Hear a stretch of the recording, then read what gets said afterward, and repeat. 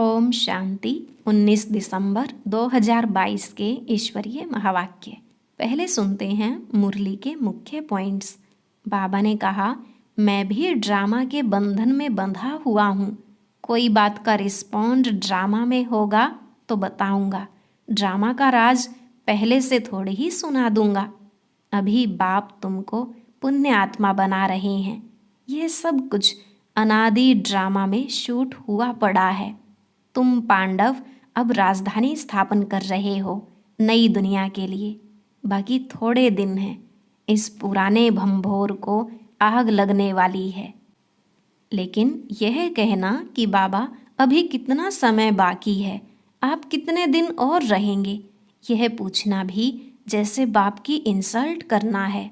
बाप समझेंगे शायद मैं बोझ हूँ, इसलिए ऐसे सवाल पूछने में लज्जा आनी चाहिए।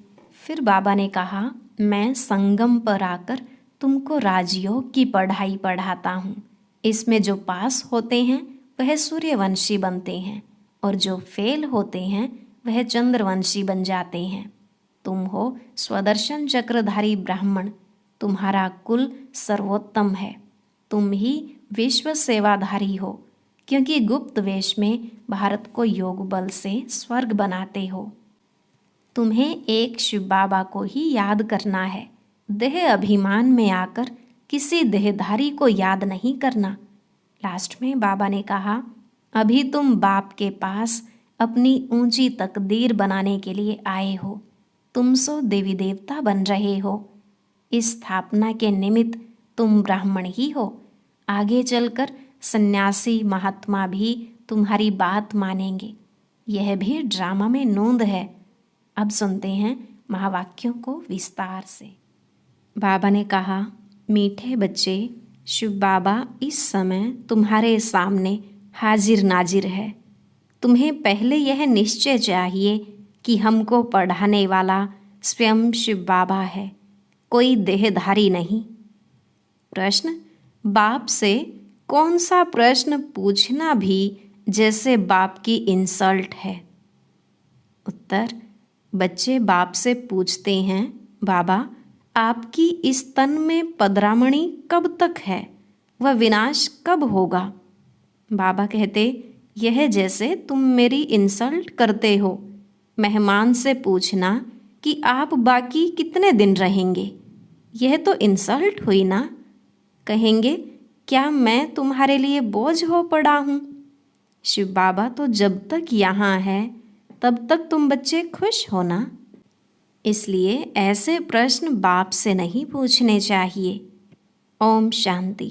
बाप बैठ ब्रह्मा द्वारा अपने बच्चों ब्रह्मा कुमार और ब्रह्मा कुमारियों को समझाते हैं। ब्रह्मा कुमार कुमारियां भी समझते हैं कि निराकार बाप ब्रह्मा द्वारा समझा रहे हैं। बाप तो है निराकार। किसको साक्षात्कार भी कराना होगा तो ब्रह्मा का शरीर ही सामने करूँगा। अगर खुद का साक्षात्कार कराए तो कोई समझ न सके। वह तो एक बिंदी है। अब जैसे आत्मा स्टार है वैसे परमात्मा भी स्टार है। यह बुद्धि से समझा जाता है। भल साक्षात्कार हो भी चीज़ तो वही देखेंगे, और क्या चीज़ हो सकती है। अक्सर करके बहुतों को ब्रह्मा का साक्षात्कार कराते हैं कि इनके पास जाओ। छोटी चीज़ को कोई समझ न सके। ब्रह्मा द्वारा बाप बैठ समझाते हैं, नॉलेज देते हैं। कहते हैं, बच्चों मैं इस साधारण मनुष्य तन का आधार लेता हूँ। ब्रह्मा तो नामी ग्रामी है, समझेंगे बाबा इसमें है। यह बाबा का रथ है। बाबा नहीं होता तो यह ब्रह्मा भी काहे का, तो यह बीके भी काहे के। बच्चों को नॉलेज मिलती है। तुम समझते हो यह नॉलेज सिवाय परमपिता परमात्मा के कोई दे नहीं सकते। नॉलेजफुल वह निराकार है, सिवाय ऑर्गन्स के ज्ञान दे कैसे सकते। बच्चों को यह निश्चय हो जाना चाहिए कि इस समय बाबा हाजिर नाजिर है। बुद्धि कहती है बाबा इसमें प्रवेश है। जो बैठ नॉलेज देते हैं उस परम पिता परमात्मा के सिवाय स्वर्ग का वर्षा मिल न सके। तुम बच्चे जानते हो, भक्ति मार्ग में जो भी त्योहार आदि मनाए जाते हैं वो सब इस समय के ही यादगार हैं। शिव जयंती भी इस समय का ही त्योहार है। त्रिमूर्ति शिव परम पिता परमात्मा ब्रह्मा द्वारा स्थापन करते हैं। श्री कृष्ण थोड़े ही नई दुनिया की स्थापना करेंगे। ब्राह्मण कुल चला आता है, उनको यह पता नहीं कि ब्राह्मण सो देवता बन जाते। ब्रह्मा की औलाद तुम ब्राह्मण हो। जो भी मनुष्य मात्र हैं सब धर्म वाले, उन्हों को समझ में आता है कि हमारा great great grand father Brahma है, जिसको आदम बीबी अर्थात आदि देव आदि देवी कहते हैं। वह भी शिव बाबा की रचना है। बाबा ने रचना कैसे रची? एडॉप्ट किया। यह है पहले नंबर की बात। अल्फ के बाद फिर बे। इन बातों को जो अच्छी रीति समझते हैं वही उच्च पद पाते हैं। अभी तुम बच्चे समझते हो मनुष्य कितना घोर अंधियारे में है। कल्प पहले भी जब आग लगी थी तब जगे थे। वह सीन फिर होगी, होना भी जरूर है। दूसरे धर्म वाले इन बातों को समझेंगे नहीं, न पुरुषार्थ करेंगे। सतयुग में तो इतने मनुष्य आ न सके। वहाँ बहुत थोड़े होंगे जो सूर्यवंशी घराने में राज्य करेंगे। सब ड्रामा के बंधन में बांधे हुए हैं। बाप खुद कहते हैं, मैं भी ड्रामा के बंधन में बांधा हुआ हूँ। कोई बात का रिस्पॉन्ड ड्रामा में होगा तो बताऊंगा। ड्रामा का सारा राज अभी थोड़ी ही बताऊंगा। मेरे में भी पार्ट नूंधा हुआ है। जैसे इमर्ज होता जाता है तुमको समझाता जाता हूँ। सब कुछ ड्रामा अनुसार ही चलता है, उसमें फ़र्क नहीं पड़ सकता। ड्रामा में नहीं होता तो रिस्पॉन्ड करेंगे नहीं। ऐसे नहीं कि अभी बता दूंगा कि बाकी इतने वर्ष हैं। बाबा से पूछते हैं, बाबा कब तक इस शरीर में मुसाफिरी करेंगे? बताएंगे नहीं। ड्रामा में है नहीं तो क्या कर सकते? ड्रामा में होगा तो बताएंगे। मैं आया ही हूँ तुम बच्चों को पढ़ाने। मैं तुम्हारा बाप भी हूँ। तुम गाते हो, तुम मात पिता, वही पार्ट बजा रहा हूँ। मेरा फर्ज है तुमको शिक्षा देना। मुझे कहते हैं ज्ञान का सागर, मनुष्य सृष्टि का बीज रूप। चैतन्य बीज तो सब कुछ बताएगा ना। इस झाड़ पर बनेन ट्री का मिसाल दिया जाता है। तुम देखते हो देवी देवता धर्म अभी है नहीं, बाकी सब धर्म है। अभी यह सब खलास हो जाएंगे, फिर अपने समय पर आकर स्थापना करेंगे। मैं देवता धर्म की स्थापना कर रहा हूँ। जब वह धर्म प्रायलोप है, चित्र हैं, परंतु यह किसको पता नहीं कि देवी देवता धर्म कब था, कहाँ गुम हो गया। सिर्फ कहेंगे लक्ष्मी नारायण का राज्य था। यह शास्त्र आदि सब भक्ति के लिए हैं। द्वापर में बैठ यह शास्त्र आदि बनाएंगे। सचखंड में सिर्फ देवता राज्य करते थे। यह है ही झूठ खंड। वहाँ तो कोई भी पाप नहीं होता। अभी बाप तुमको पुण्य आत्मा बना रहे हैं। ड्रामा में नोंद है। रावण राज्य में ही भक्ति शास्त्र आदि शुरू होते हैं। यह अनादि ड्रामा शूट हुआ पड़ा है। यह है ही झूठी दुनिया। ईश्वर के लिए भी झूठ ही झूठ बोलते हैं। ईश्वर तो ऊंचते ऊंच है। हम उनसे मिलने चाहते हैं तो जरूर उनसे कुछ मिलता है। बाप से क्या मिलेगा? वह है सर्व का सद्गति दाता, सर्व को दुख से छुड़ाते हैं। रावण भी बड़ा जबरदस्त है। आधा कल्प उनका राज्य चलता है, परंतु वह दुख देते हैं। इसलिए सब मनुष्य बाप को याद करते हैं। रावण तुम्हारी सारी राजधानी छीन लेता है। इतना जबरदस्त है। अब तुमको मालूम पड़ा है बाप हमको वर्षा देते हैं, रावण श्राप देते हैं। मनुष्यों को यह पता नहीं है कि बाप कब वर्षा देते हैं। श्री कृष्ण का नाम गीता में डालने से गीता को झूठा कर दिया है। बड़े ते बड़ी भूल यह है। यह बाबा भी तो नारायण का पक्का भक्त था, गीता पढ़ता था। गीता पढ़ने बगैर कोई काम नहीं करता था। जब साक्षात्कार हुआ, निश्चय हो गया कि बाप हमको यह लक्ष्मी नारायण का वर्षा देते हैं। अभी तो बहुत कुछ समझ में आ गया है। शिव बाबा समझाते रहते हैं, कभी कोई शास्त्र नहीं उठाया, बाबा सुना रहा है। यह भी कहते हैं मैं सुन रहा हूँ। कभी बाबा नहीं है तो यह भी सुनाते हैं, इसमें बाबा है, इसलिए ब्रह्मा का नाम इतना नहीं है। अजमेर में एक मंदिर बनाया है, परंतु कुछ समझते नहीं हैं। श्री कृष्ण को मुरली दी और सरस्वती को सितार दी है। सरस्वती को गॉडेज ऑफ नॉलेज कहा जाता है। गॉड ऑफ नॉलेज ब्रह्मा के बदले श्री कृष्ण को कह दिया है। मूंझ गए हैं। बाप बैठ बच्चों को समझाते हैं, त्रिमूर्ति में श्री कृष्ण तो है नहीं, भल करके है परंतु गुप्त। राधे कृष्ण ही लक्ष्मी नारायण बनते हैं। यह भी किसको पता नहीं है कि परमपिता परमात्मा ने समझाया था, अब भी समझाते रहते हैं। साधु संत आदि इस बात को समझ जाएं तो यहाँ सबकी भीड़ मच जाए, परंतु ड्रामा में ऐसे भी नहीं है। बाप कहते हैं मैं संगम पर आकर राजयोग सिखाता हूँ। जो पास होते हैं वह सूर्यवंशी बनते हैं, जो फेल होते हैं वह चंद्रवंशी बनते हैं। सूर्यवंशी की प्रजा सूर्यवंशी होगी, चंद्रवंशी की प्रजा चंद्रवंशी होगी। तुम बच्चों की बुद्धि में सारे चक्र का ज्ञान है। तुम हो स्वदर्शन चक्रधारी ब्राह्मण। यह है सर्वोत्तम ब्राह्मण कुल। तुम सेवाधारी हो।